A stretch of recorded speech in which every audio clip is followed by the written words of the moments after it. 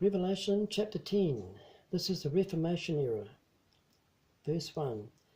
And I saw another mighty angel come down from heaven, clothed with a cloud, and a rainbow was upon his head, and his face was as it were the sun, and his feet as a pillar of fire. Now the rainbow is the promises of God, of a new hope, a new world for the believers.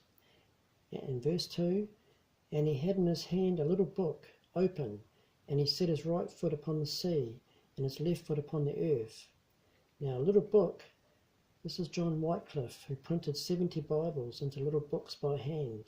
After that, translating the Vulgate New Testament Bibles into Middle English in 1382. Others did the Old Testament, John Purvey and others. Now John Wycliffe was regarded as the precursor to the English Protestant Reformation.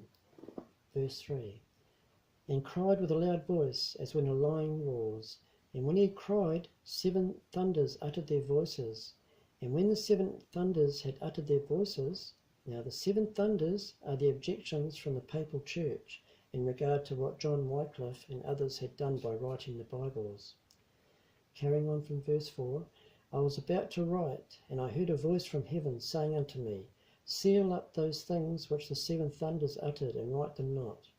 Verse 5, and the angel which I saw upon the sea and upon the earth lifted up his hand to heaven, and swore by him that lives forever and ever, who created heaven and the things that therein are, and the earth and the things that therein are, and the sea and the things which are therein, that there should be time no longer.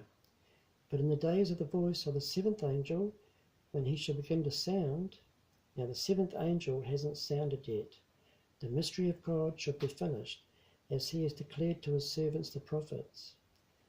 Verse 8, and the voice which I heard from heaven spoke unto me again, and said, Go and take the little book which is open in the hand of the angel which stands upon the sea and upon the earth. And I went unto the angel, and said unto him, Give me the little book. And he said unto me, Take it and eat it up, and it shall make thy belly bitter.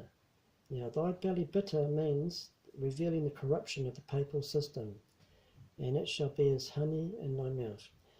Verse 10, and I took the little book out of the angel's hand, and ate it up, and it was in my mouth sweet as honey, and as soon as I had eaten it up, my belly was bitter.